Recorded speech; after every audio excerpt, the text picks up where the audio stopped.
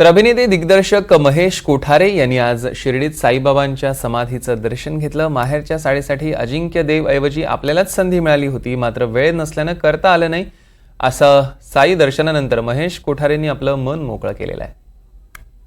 काय म्हणता तुम्ही? माहेरची साडी चित्रपट मी केला असता तर आय डोंट नो, कारण मला ती संधी मिळाली नाही।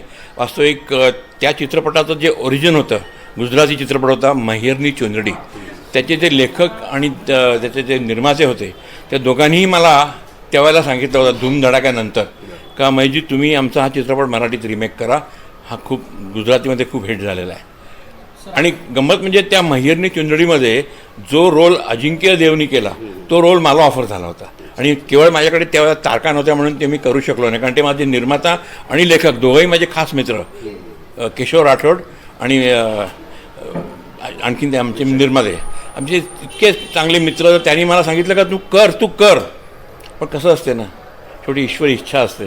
हे मी केलं नाही, ते आमच्या अण्णासाहेब देऊळगावकरांनी लिहिलं आणि विजय कोंडकेंनी चित्रपट केला, तो सुपर डुपर हिट झाला।